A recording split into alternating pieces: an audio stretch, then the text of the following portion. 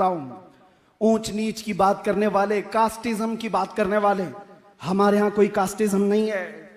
बिरादरियां बनी होंगी ये पहचान के लिए, और कुरान में अल्लाह ताला ने फरमाया वजअलनाकुम शुऊबन व क़बाइल लितआरफू, तुम आपस में एक दूसरे को पहचान सको इसलिए तुम्हारे अंदर कबीले बने, खानदान बने। ये नहीं कि तू नीच है मैं ऊंच हूं, ये नहीं है कि तू अंसारी है ये मंसूरी है और ये पठान है और ये खान है, इसका इससे नहीं हो सकता उसका इससे नहीं हो सकता। कबीले इसलिए नहीं बने, एक दूसरे के तारुफ के लिए बने, एक दूसरे की पहचान के लिए बने।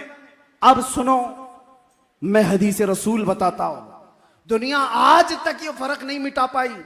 हमारे यहां भी आज कल को देखना जनगणना होगी तो उसमें भी कास्ट पूछी जाएगी, कास्ट को बरकरार रखना है। क्यों एक इंसान नहीं हो सकता कोई? सारे इंसान पैदा होने का तरीका एक ही है, मां और बाप से, लेकिन इनको इस तरह कास्ट में बदल कर रख दिया जाता है।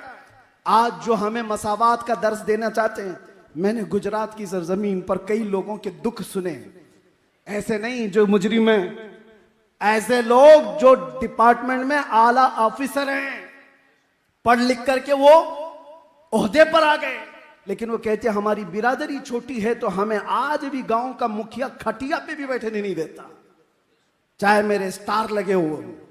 ये हालात बना दिए गए, मैं किसी का नाम लेकर नहीं कर, आज भी ये कास्टिज्म का जो भूत सवार है। कई जगहों पर जाकर देखो, छूत छात आज भी छूत छात से जूझ रहा हुआ ये मुआशरा।